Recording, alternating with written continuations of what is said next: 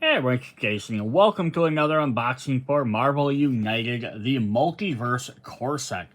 This is part 2, as noted by the title of the video. So in part 1, we did just a quick brief overview of the rules. I didn't dive into it too deep since this is year 3. I went over it before. We also looked over the locations, so we're not going to go in depth to all of these again, but we did go over the locations. We'll just show them off really quick, in case you just want to see what they were. You can go back and check out, and we missed one there, Niflheim. So you can check that out. We also went through all of the battle plan cards there for Commander Solo, as well as the supervillain and superhero cards for the supervillain mode. So again, if you want to see what all of those are about, go back and check out video part 1. The other thing we did go over is we went over the new equipment cards. We went over the generic equipment cards.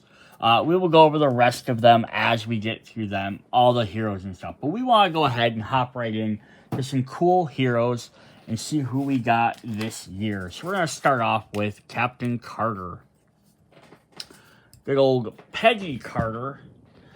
So lots of the stuff multiverse, obviously has to do with multiverse, different variations of characters. So this was, of course, what if Peggy Carter became Captain America instead of Steve Rogers. So we get gold Captain Carter with her her British shield there instead of the American star. And here's a back of one of her cards. So we can see a little bit better picture of what she's supposed to look like. Awesome. So what does good old Captain Carter bring to the table? So we'll go ahead and look at her cards. So we're going to look through all the regular ones here. So she's going to have an attack card, another attack card, and a moving attack card, because you usually get a bunch of generic ones. Heroic attack, double heroic, her one wild, her double wild, and then she gets her special card. So she's going to have resourceful, give one move, heroic or attack token from the pool to another hero, and she gets heroic. Otherwise, she has 2 copies of shield throw, which are the same. Attacking adjacent location or recharge your Captain Carter shield equipment at the end of your turn. And then she has move on the bottom there. So we'll see what her equipment looks like in just a moment. And then she has inspiring leadership. Give a wild token from the pool to another hero, then they draw a card. Heroic. That's so cool. She's going to be able to attack at a distance or boost up another hero. Now is the other one also another hero as well? Yeah, so she's going to be able to really help another hero, but that's still not bad at all. So she gets her equipment card, Captain Carter's Shield. Use on your turn to attack an adjacent location, or use on a villain turn. Ignore 1 damage dealt to any hero in your location, then turn this face down. Cool. So if you really need to take out that thug, maybe you just need to get that extra damage, maybe the final damage on the villain, or if you have a henchman sitting around, you're like, hey, if I can just take them out. And then this flips over. So this has, instead of a broken gear, has a little exclamation point for it to be recharged. At the beginning of your turn, discard 1 action token to turn this face up, or use her shield card, which is very cool. Yeah, so again, let's look at what that said. So give attacking adjacent location or recharge your shield. So maybe like when you play this card, she's not somewhere where she can go ahead and use your shield, but you could go ahead and recharge it and have it ready to be used later on. So it's kind of a neat way to like delay that card almost. That is a pretty interesting effect. Alright, so we went from a Captain America character. So let's jump to an Iron Man. We have Ironheart, Riri Williams. So she took over for Iron Man after a while. She's been in the movies too, we've seen her. That's the other thing, is they tried to have these base sets based on things that people had seen in the movies. She was in the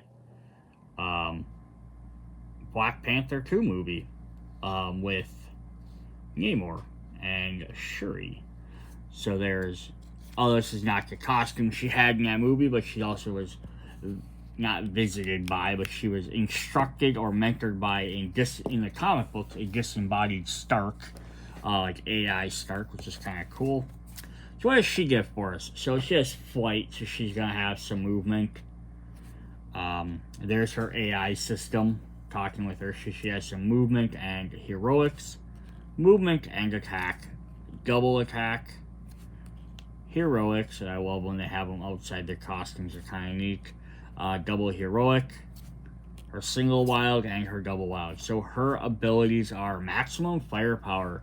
You may discard one action token to double attack against a single target in your or an adjacent location, and provides you attack icon. That's nice. Her little AI there is Natalie, or Natalie. Distribute one move and one attack token from the pool among heroes.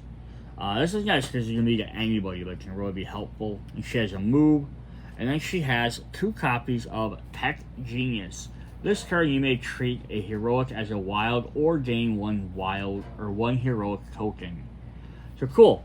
So that could be very helpful because if you can produce a wild, like right on her card, she produces that heroic. She can turn it into a wild. She can use it for whatever she needs it for. She does not get any additional equipment, unfortunately. But that's alright. Alright, so speaking of Black Panther and Shuri, let's go ahead and look at Black Panther Shuri. So we had Shuri in the original year 1 of Marvel United, where she had kind of just her regular tech labby stuff, kind of like Black Panther 1 movie version where she had her kimono beads. Here she's in the comic books after she's taking up the mantle of the Black Panther. She's got a really cool look too because she gets the big fur collar and stuff.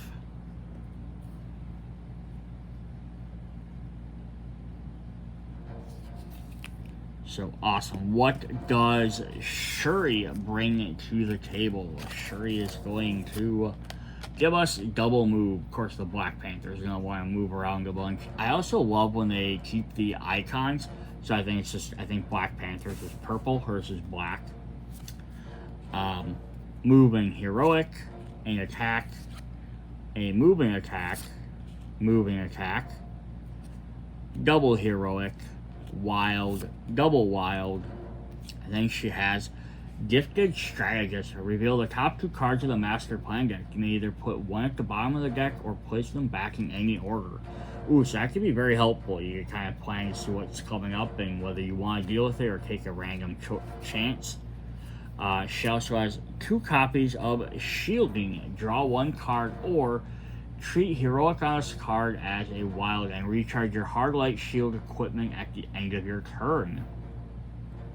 Neat. So kind of she gets a mix between both recharging with a shield like Captain Carter and the changing heroic to a wild like Ironheart. Then our last one is Lab Genius. She give 1 hero or 1 wild token from the pool to another hero. They draw until they have 3 cards in their hand, and she provides movement. So that's pretty cool as well. I think she's gonna get that. Then she has 2 sets of equipment. She has her Hard Light Shield. Use on any villain turn or 1 damage dealt to a hero, then turn this card face down. And then she can flip it over. It says recharge. When you are KO'd, turn this card face up. So she can recharge with her 1 card or when she takes damage or is KO'd. And then she has an attack one. She has the Spear of Bashinga. Use on your turn to defeat 1 thug in your location or adjacent location, then turn this face down. It's basically a free attack. Recharge at the beginning of your turn.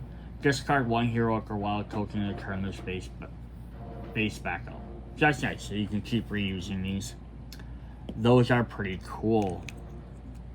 Alright, so we went through some of our main heroes. We have to, of course, look at a Thor. We haven't seen Thor yet. And we have the mightiest of all Thors, Mighty Thor, or Jane Foster. Again, was from the movies. So again, this is why they picked a very good starter set to that. People should know who all these are. I love the runic base. I don't know what they mean. That is cool. Plus the fact they're all different. They could just make them all the same. Nice pose and everything too. I think some of the poses on these are a little bit more dramatic than the base game. X-Men got a little bit more into it, but yeah, there's good old Jane Foster. I'd rather have her as Thor than as Jane Foster as a character by herself, or in her newer incarnation as Valkyrie, I guess. Oop, it's a little top heavy there. Alright, so Mighty Thor keeps the Thor symbol, little hammer, Mjolnir. She has move heroic, move attack, heroic, move, double heroic, double attack, wild, double wild. Then she has 2 copies of Mjolnir. Says, does triple attack against a single target in your location. So this is going to be not useful against thugs, really. I mean, you could, but it's a little bit overkill. But this could take out a henchman. This could severely beat on the villain. She also gets teleportation. Move to any location. You may bring any number of heroes in your location with you, and it produces a wild. And then energy redirection. All heroes in your location cannot take any damage until the beginning of your next turn. So that's cool. She got a nice defense, but instead of just like protecting one thing, she protects everybody in the area. But it's not reusable like the other 2 shields are. But she also has some really good damage. She also gets a item card. Or equipment. She has Mjolnir. Use. On your draw card step, instead of drawing the top card of your deck, search for a Mjolnir card and draw it. Shuffle the deck, then turn this face down. This lets you summon Mjolnir, so basically at any point, if you need it, you can get it. And if there's a recharge at the end of your turn, if you play a hero card with a no special effect, just turn this face up. So that's a little bit easier to do it, right? You can throw it, find Mjolnir, go ahead and use this right away, find Mjolnir. You can go ahead and bash a henchman to take him out right away. Or if you happen to have a villain that can be attacked immediately, this could be very helpful. That's the only thing, is the villains usually have to defeat a couple of their threats first. But again, your deck will eventually recycle back around, so you can keep finding it and keep using it. So that's awesome there as well. Alright, up next, why don't we look at... well, as long as we're looking at Thor, why don't we look at Loki? We get Loki for this set. Of course, Loki being hero of the Loki TV series, which is, I think, why they included him in here. This is Agent Loki, though, from the comic books. He's got his double daggers. He's got his fur coat. Definitely looks cool. So now you can actually, though, what's neat is because you could have this Loki fight the other Loki from the base game. Which kind of makes sense. It's because the other Loki is like the evil old Loki, and this is the younger one. After he sacrificed himself, he became Kid Loki, then he turned around and grew up a little bit. Became Agent Loki, agent of Asgard, was helping his mom out do stuff until he decided he didn't like her rules, which is very Loki of him. Alright, so he has a movement and attack. Move and heroic. Double heroic. I love the shape changing in Captain America. Then it's an homage to the movies. The blooper reel or type thing. Heroic and attack. His wild and his wild and his wild. Yes, he has 3 wilds. And he has a double wild. Because why wouldn't he have a bunch of wilds? Loki is just, he wants to do whatever he wants to do. So he also gets shape-shifting, which has a wild on it. Until the beginning of your next turn, when you take damage, you may redirect it to another hero or henchman in any location. That's pretty fun. And then he also has Scepter. Has heroic or recharge your Scepter equipment at the end of your turn. So it is kind of neat these guys have equipment. It's neat to have cards that work with the equipment, but I also wonder if some of their cards aren't as strong as maybe some of the other characters that don't have any equipment are going to be, just because they're expecting you to use the equipment every time. You know, but there's really no reason not to, I guess. It's an extra bonus. And then he has Misleading, which has another wild. The next villain turn, when the master plan card is revealed, you decide which location the villain moves to, ignoring the movement instructions on the card. This could be very helpful, especially if they have something that's going to hurt whoever lands in that area. Alright, then he has his Scepter. Use on your turn, add 2 thugs to any location and perform a double attack in any other location, then turn this face down. Just kind of manipulative, right? He can add thugs to an area, so if there's somewhere you can afford to go, they can do double attacks somewhere else, because you can maybe finish taking out 2 villains before they overflow, or 2 thugs, or again take out a henchman. And then Scepter can flip this over, or his recharge at the beginning of your turn, discard 2 action tokens to turn this face up. When you have characters like Captain Carter, and Ironheart handing out tokens, these guys will be able to do these effects a little bit more often. Alright, we have one more regular hero. It is Spider-Man 2099, who was in the original series. He was, I think he was in the Enter the Spider-Verse box set, or at least he was a stretch goal, I don't remember. But this is the original costume. That one had the new white and red one. This one went back to the original with the big skull on the front.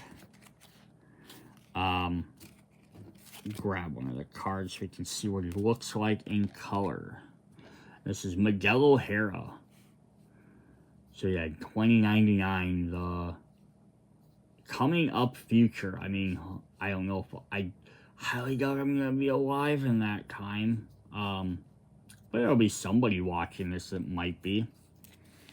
80 years from now, or 70 years from now, there's some, maybe someone will be watching this video yet when that happens. That'd be kind of cool, right? You pick up a comic book, 2099, some guy in like the year, 21, 24 is like, oh, this old paper comic book called 2099. That's not at all what the past was like. It'll be us complaining about how the future looked like when they showed it in like a movie from the 60s or 70s, right? He has heroic, move heroic, heroic and attack, move attack, double attack. He's got a little bit more attacking. Move attack, wild, double wild. So he's kind of your attacker of the group. And then he has Entangling Webs. Attach a stun token to a villain or henchman in your location. The next time next villain turn, their BAM is canceled and their token is discarded. So this is nice, so that we have a big token you can put on that stops BAM effects from happening. He has Accelerated Vision, reload top card of the Master Plan deck. Just so you know it's coming up. Unlike the other one where you could manipulate what it was, this one doesn't do that, but at least you know what you're going to expect. Oh, the villain's going to move 3 spaces clockwise. I know not to be on that spot. Or, I want to be on that spot so that way I can attack him right away. And he has a heroic on that one. He has Talons and Fangs, because he actually has Talons. Double attack and a move. Then he also has a starting hand card. So this is one of your starting cards. It does take up one of them, but he starts with his spinnerets. As long as this card is faced up in the storyline, if there are no move symbols at the bottom of the 2 last hero cards in the storyline, you may perform 1 free move on your turn. And he gains a wild token. This is kind of neat. So some of the starting cards, I'm glad that not every character has them, but some of them are really fun. So yeah, if you start this in your hand, you don't have to play it right away, but it's not a bad thing to play right off the bat. Because first of all, you get a free movement out of it, because clearly there's nothing in front of it. And then as long as it wouldn't be 2 after, I guess there wouldn't be 2, not in front of it, but after. There wouldn't be 2 cards after it. But yeah, it could eventually just throughout the game, you could let Spider-Man potentially get extra movement without having to worry about running around. So he's the first one of these guys that does not have an equipment card. Because he has spinnerets. All the other Spider-Man characters have web shooters. But most of them were already designed before this, so that's probably why they didn't have them. Alright, then we have our first anti-hero. And if for some reason you're not for sure what the anti-heroes are, they are purple instead of blue, because they have both a hero and a villain deck. So we have Cosmic Ghost Rider. So yeah, previously we've only had Robbie Reyes Ghost Rider. So we got a new Ghost Rider here, but you might be wondering who Cosmic Ghost Rider is. So there are spoilers here. This isn't like a new thing. He's been out for quite a few years now, so I'm not worried about spoiling it for you. But Cosmic Ghost Rider is Frank Castle, the Punisher, became Ghost Rider. But then Thanos came and destroyed Earth. So he didn't really have anything to do on Earth anymore, so he's kind of useless as a Ghost Rider. So, and I'm giving the short version of this, not the exact version. So then he eventually became a Herald of Galactus. And that is where he became Cosmic. And then eventually started running around with baby Thanos for a while. Messed with the timelines and did some other stuff. He worked with Hulk. No, sorry, Thanos didn't take over the Earth. It was Hulk that destroyed everything. Yeah, here he has an attack. I'm surprised we didn't get that. Kind of surprised we didn't get the helmeted version or on his motorcycle. We're gonna get to see that. Heroic, there is movement with baby Thanos. He was flying around with him. Move heroic, move attack, attack,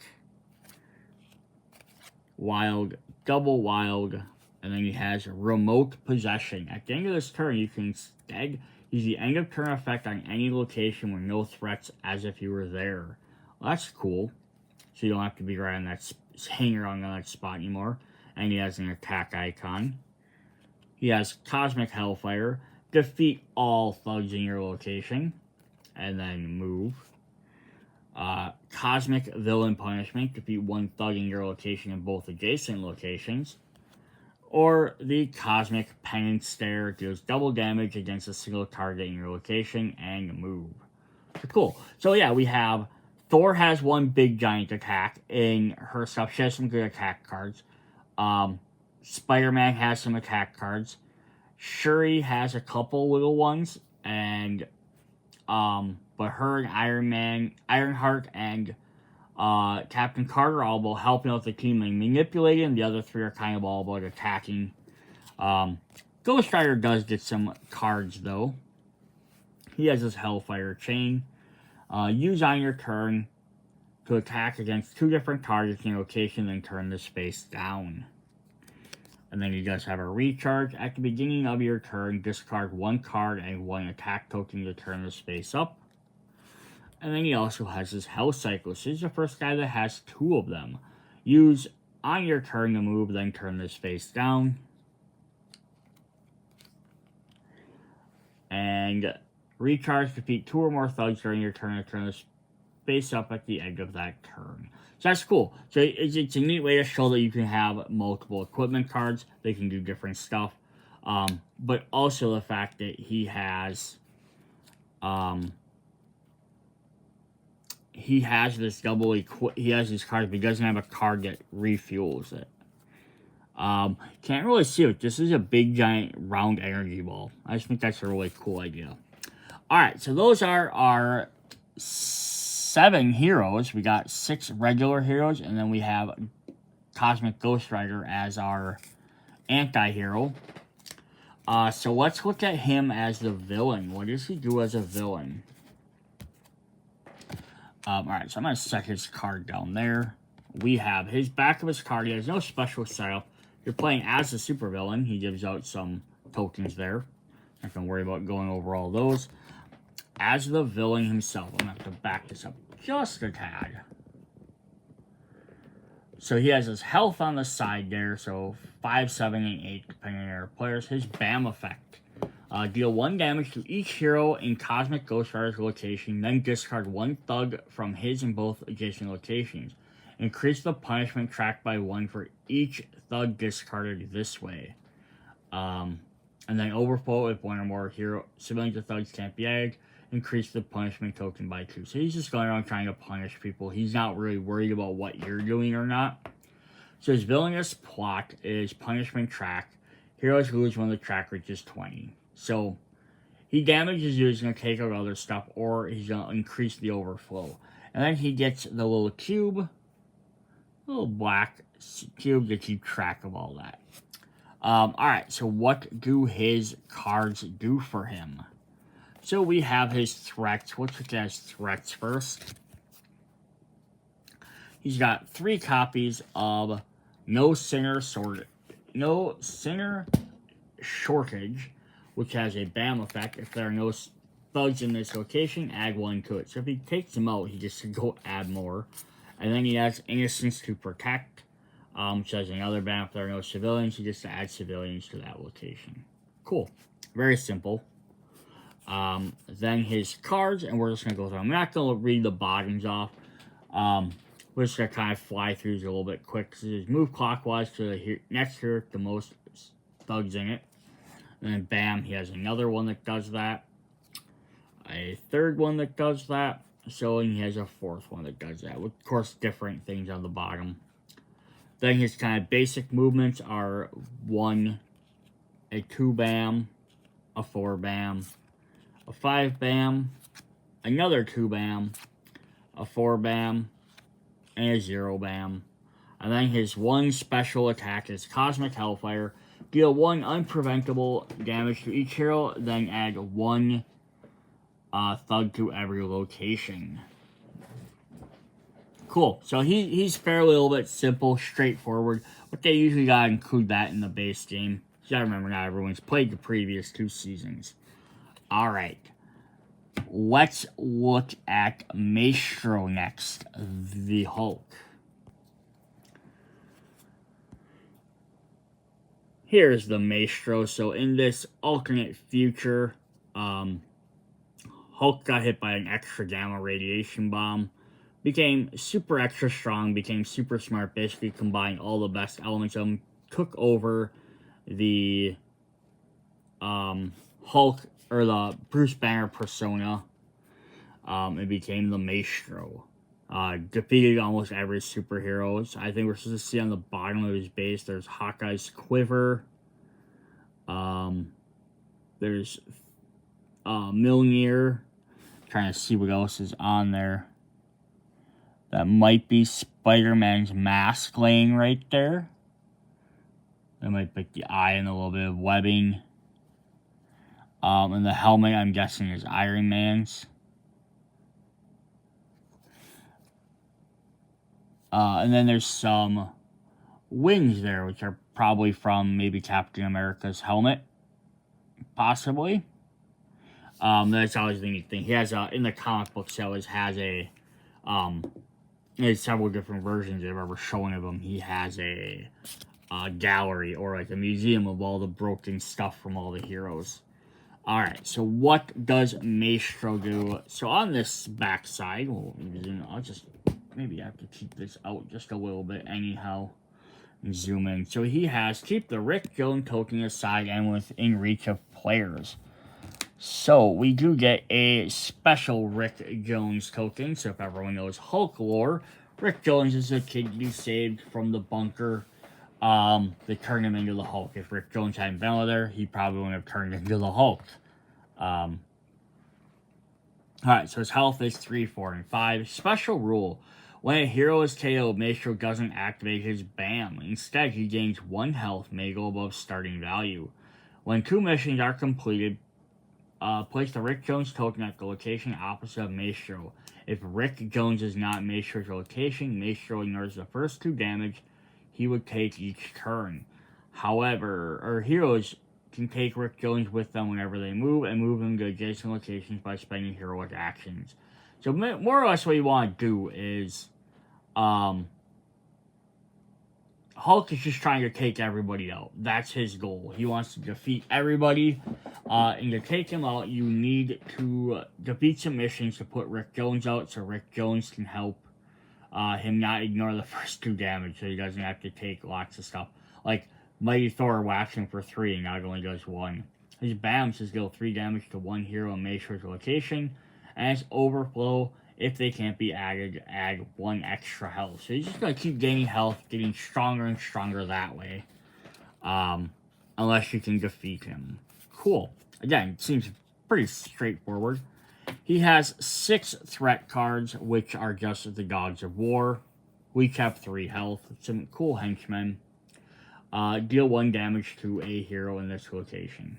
So they're just going to help try and take you out for the Maestro. Alright, then he has some generic movement cards. 0 BAM, 5 BAM, 2 BAM, 0 BAM. And then he has counterclockwise to the next location with the hero with the least cards in their hand. Another one that does that. And then he has 2 there clockwise to the hero with the least cards. Alright, then he has some special abilities. He has 2 copies of Unleash the Gods, which are the same. Move 3 is BAM. Put back into play 2 already cleared threats in the next 2 clockwise locations out of the threat. So, yeah, you can beat them. You can already come back and get some more in there. Then he has 2 copies of this, but one has a 4 movement and one has a 1 movement, but they're ruling Dystopia. Accelerate the next villain turn by 1. If Maestro is under pressure, move from the game the top card of the Master Plan deck instead. So yeah, this is just going to speed him up. So if he can't defeat you, he's just going to run his deck out as quick as possible. Cool. So that is the Hulk, the Maestro. Alright, so we're going to look at Immortus now. So another Kang variant. Kang the Conqueror. Instead he gets the Ancient Immortus, ruler of sometimes Limbo. I love the little rocks he's floating on. It's pretty cool. Lots of capes in this set. So Immortus here. Also interesting because Immortus is one of them guys that's like, is he Doctor Doom's?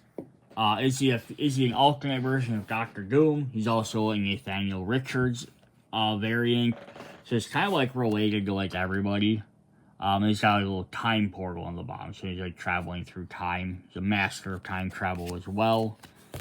Alright, so what does his starting card say? Let's back up a bit. It says, set aside the Affinity Watch Assemble Master Plan card and place it on top of the deck after shuffling it. So that'll be our starting Master Plan card. Just say Infinity Watch Assemble. Cannot be played in team versus team mode. So he does have that. So you can't play him in team versus team mode. Because in team versus team mode, you don't use threat cards, I believe.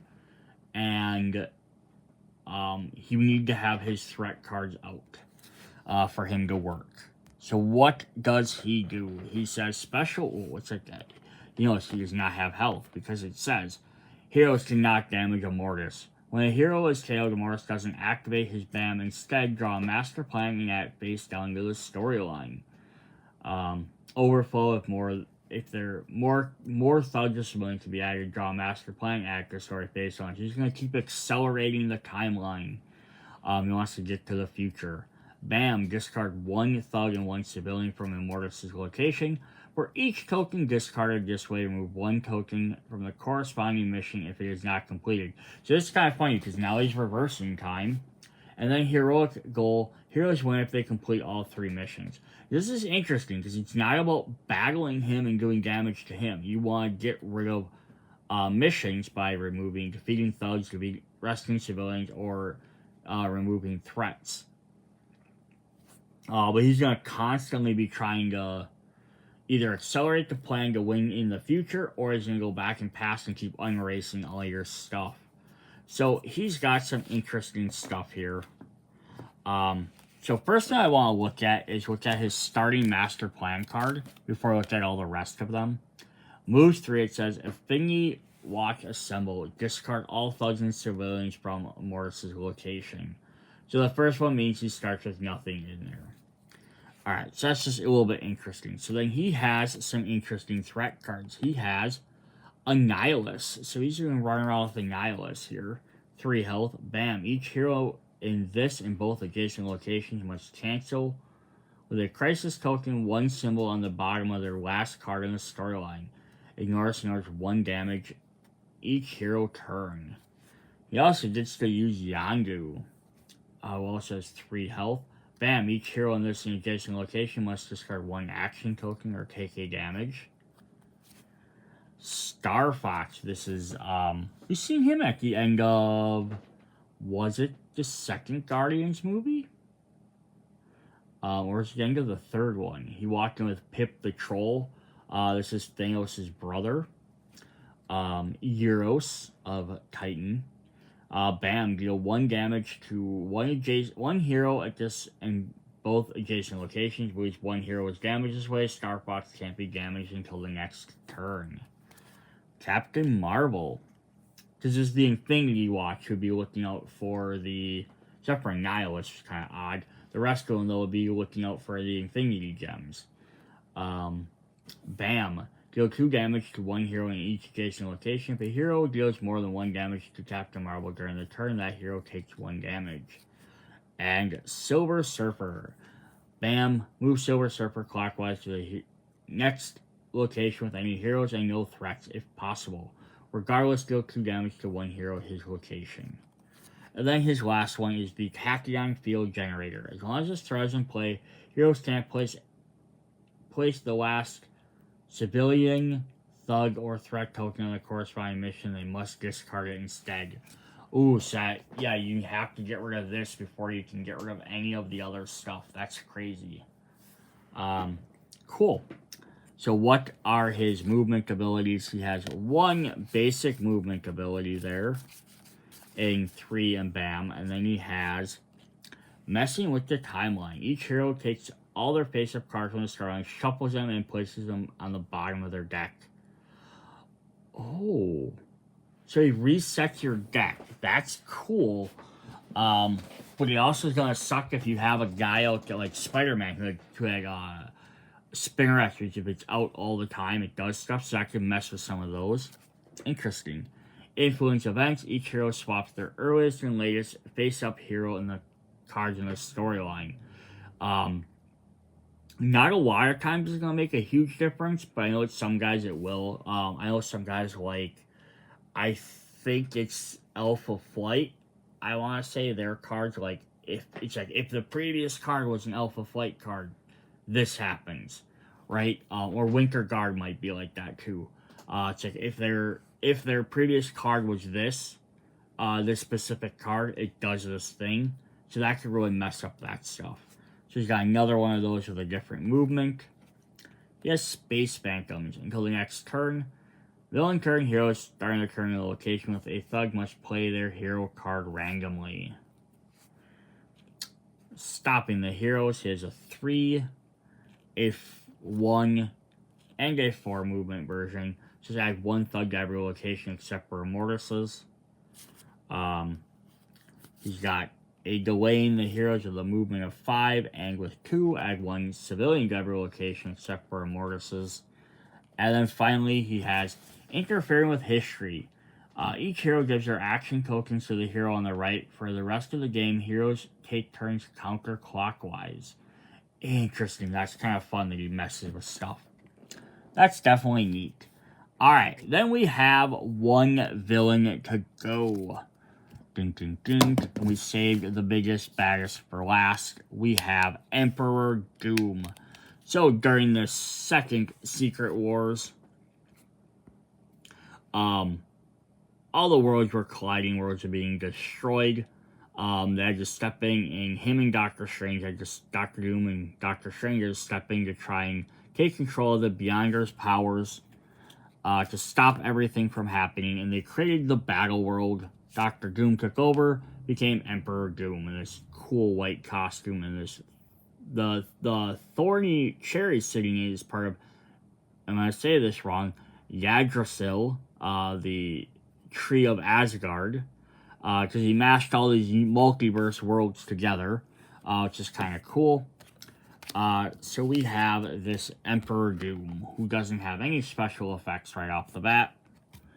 But he does have some high health, 9, 10, and 11. Pretty crazy there.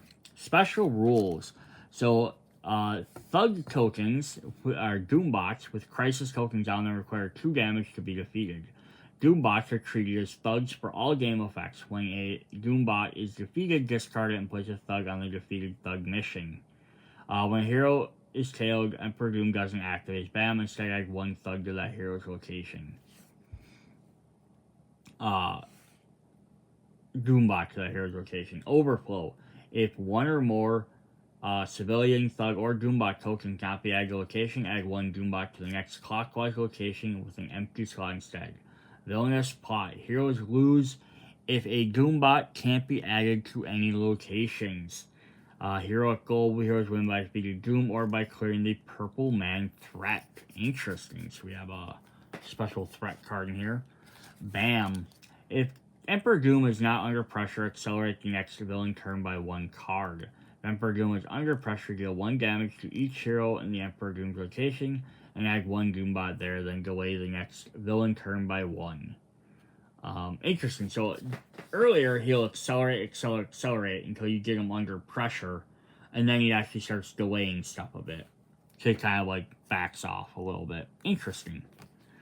Alright, so he has his threat cards. He has 2 copies of the Loyal Subjects of Doom. Bam, deal 1 damage to a hero in each location with any civilians. He's got 2 Doombots. Says bam, deal 1 damage to each hero any location with a Doombot. He's got Namor, because Namor often works with him. Bam, deal 2 damage to 1 hero in this location and each adjacent one. And then we have Purple Man. Why do I want to say his name is Gideon? I know it's Kilgrave, but I don't think his first name is Gideon. Purple Man cannot be damaged, defeated, or cleared until all 3 missions have been completed. Then, if he takes less damage than his full health in a hero's turn, he ignores all damage. His 1 health plus each hero. So, a 5-player game, he has 5 health. So, you have to do 5 health in a full turn. Not by 1 hero, but, you know, that could be very tricky to do. But hey, if you defeat him, you can win. So now, the interesting thing, story or lore-wise, is why they used Purple Man. As opposed to, like, Purple Man's controlling stuff. But if this was the Emperor Doom in Battle World, it would have made more sense to use Molecule Man. Maybe it just didn't make sense for the ability, or maybe I missed the storyline where Purple Man interacted with Emperor Doom. I know it wasn't part of the Secret Wars, because I have every issue of those. So yeah, I'm not really sure why they chose that. Maybe they just wanted a reason to put Purple Man in the game. Not for sure. Alright, let's look at his abilities. Emperor Doom, being Emperor Doom, has no basic movements. He has Rapid Escape Plan. He has 2 copies of that. Until the next villain turn, if any hero enters Emperor Doom's location, immediately move Emperor Doom to the opposite location. He's got 2 copies of Ending World Hunger. He gets to move 1. Emperor Doom recovers 1 health for each location with 1 or more civilian. Can't go above starting value. He's got 2 copies of the Ending Crime. Also 2 movement. Turn all thugs into playing civilians does not affect Doombot thugs. 2 copies of the Advanced Robotics. Emperor Doom in both adjacent locations. Add 1 Doombot and place 1 Crisis token on each Doombot that doesn't have one. 2 copies of Ending Poverty. With 4 movement, add 1 civilian to each location with any civilian. And then finally, he has End All Wars, which has 5 movement. End All Wars says, until the next villain turn, each hero must forfeit 1 available attack action their turn. So interesting. So yeah, very different. 4 villains all play very different as well. He wants to place Doombots down. We have one that's just trying to mess with your time and mess with your game by making you have to get rid of all the missions. Normally you only have to do 2 and then you can beat them. The Hulk is just going to be trying to defeat you. He doesn't care. And Ghost Rider is going to be playing around with rescuing civilians or defeating thugs and stuff like that. Awesome. Alright, so the very last thing we have in the game to show off are the retail versions of the equipment. So these are going to come in here as well. So these are for the retail sets from Series 1, Series 2. So it covers characters or heroes from the original base game, Rise of the Black Panther set, Into the Spider-Verse set, and Guardians of the Galaxy Remix from the Series 1 or Year 1. Then from Year 2, the X-Men, we have the X-Men core set, and we have the blue team and the yellow team. Although it might just be the blue team. But yeah, so there are also promo expansions for all the promo characters, which are Kickstarter exclusive from both seasons. Those are available in the Kickstarter box for Series 3. So I'm not going to look at them until we get to that set. But we want to go over these because they do come in here. Now, the thing is, you might not own any of these sets. You might just have these equipment around. I did mention you probably can't just mix and match all these because a lot of them have very specific abilities. Some of them don't. We saw with some of the ones here. So I have all these probably backwards, separate. So yeah, it's just like some of these are fine, like defending damage, blocking damage, dealing damage, dealing damage, movement. All of those could realistically be used with anybody. The only one in here that couldn't would be Thor's, because it lets you find Mjolnir. And if you don't have Mjolnir in your deck, it doesn't help you. Unless you are playing a solo commander and your ally cards had the Mjolnir and you use Thor, you could use that to search for that. Like, I could give Captain Carter the Mjolnir equipment card, let him find Thor's Mjolnir. So watch, some of these will and won't work that way. Alright, so we're going to go ahead and just jump through all these. We have Ant-Man's suit. Use on your draw step. Instead of drawing the top card of your deck, search your deck for a grow or shrink card, draw it, and shuffle it. So again, only going to work if you have those cards. Then it has a recharge. End of your turn, if you played a hero with no special effect, turn this face up. He also gets Iron Man's wrist gauntlets. On your turn, double attack, split as you like in your and adjacent locations. And this one does not recharge. We also have for Black Panther, he also gets the hard light shield that Shuri had. Use on a villain turn or 1 damage. Dealt to any hero in your location, then turn this face down. And then recharge when you're KO, turn it face up. So it's going to work the same way. Additionally, he also gets the Spear of Baganesh. So there's a lot of these that do get repeated over and over, but a lot of the heroes have a lot of the same things, so it's not that big of a deal. On your turn, defeat one thug in your location or adjacent location. Turn this face down. And begin your turn, discard 1 heroic or wild token to turn this face up. We have Black Widow's batons. On your turn, attack in location. Then if you defeated 1 or more thugs this turn, perform an extra attack and then turn this face down. Recharge, spend, discard 2 move or 1 heroic to turn this face up. She also gets her Widow's Bite. Use on your turn, attack a stun token to a henchman in your location. Next villain turn, their BAM is cancelled and the token is discarded. Recharge, begin your turn, discard 2 action tokens to turn this face up. Captain America's shield. Your turn, attack in adjacent location or use on a villain turn to ignore 1 damage dealt to you, any hero in your location, then turn this face down. And yeah, attack being your turn, discard 1 action to turn this face up. We have Cyclops. Cyclops' visor. Use on your turn if you didn't play a hero with any special effects. This turn you may using attack actions in adjacent locations. Each hero in those locations takes 1 damage, then turn this face down. And it's exhausted, removed from the game. So basically I broke his visor, apparently. A deck of cards for Gambit. Use on your turn. Gain 1 move and 1 hero token. And then exhaust move for the game. Not sure why he doesn't get an attack out of that, but we have web shooters for Ghost Spider. Use on your turn to move or move 1 thug civilian from an adjacent location to your location, then turn this face down. Recharge at the beginning of your turn, discard 1 action to turn this face up. Iron Man gets some deflector shields. Use on your turn, you can't take any damage till the beginning of your next turn, turn this face down. And it's exhausted, so it gets removed. Omni-Beam, use at the end of your turn if you gain attack. Deal unpreventable 3 hits against your villain or henchman in your or an adjacent location. Then, if you are KO'd, turn this face down. And then this doesn't ever recharge either.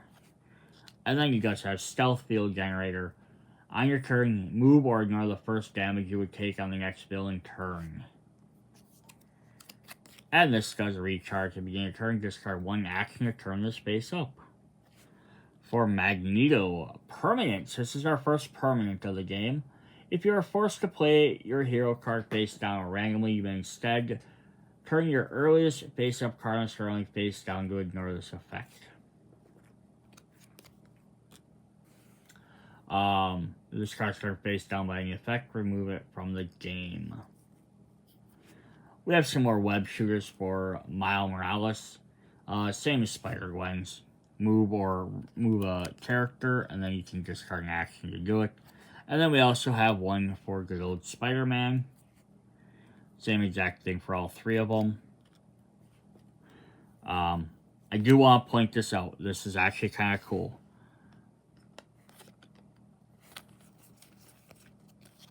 So, the webbing is different between Miles and Spider-Man's. But it looks to be this little bit the same for Spider-Gwen's. Just kind of neat that they made a little bit different changes like that to some of them. You didn't have to do that. Alright, we got a couple more. We have Star-Lord Space Helmet. Your turn, give 1 wild token from the pool to a hero in an adjacent location. And this can recharge, but your turn, discard 1 action to turn this face up. Or Translator Implant Permanent. Heroes in your location, your and adjacent locations may exchange action tokens as they like between them. And so this card's turn face down, removed from the game. So permanents if they get ever turn face down. Regular Thor has Mjolnir as well, works just like Mighty Thor, so let's find Mjolnir from his deck. And then, at your turn, if you play a hero card with a special effect, turn this face up. And finally, we have Wasp Sting. Use on your turn to do double damage towards your like adjacent locations. Turn this face down. And it's exhausted. And then the last card we have is Wasp Suit. Use on your draw card stuff instead of drawing a card. Search your deck for a shrink card in your deck. Shuffle it in the store. Or in the storyline and draw it, and then turn it face down. And then it's exhausted. So it's kind of neat, though. She gets to look just for shrink, but she also has to pull it from her storyline. Ant-Man's only gets to find his grow or shrink. Pretty cool. So that's neat. So if you own any of the older sets, you have some extra cool equipment cards with them. If you don't, gives you maybe a reason to pick them up. If you have Spider-Geddon, the other core set that came out along with Multiverse, any of the characters in there already have their things. So like Superior Spider-Man and I think Penny Parker have equipment cards already because they're already in that set. So that's pretty cool. That's why you won't find them elsewhere. Alright, that is what we will have for this video of Marvel United Multiverse Core Box. Come back, check out all the other expansions. I'll try and list them all in the description as well, so if you want to hop around. See you guys later. Bye.